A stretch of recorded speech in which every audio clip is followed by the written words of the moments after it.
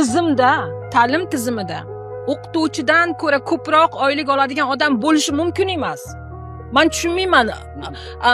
Nima Garano, Ablano vazir o'qituvchidan ko'ra ko'p oylik olayotganini men tushunmayman.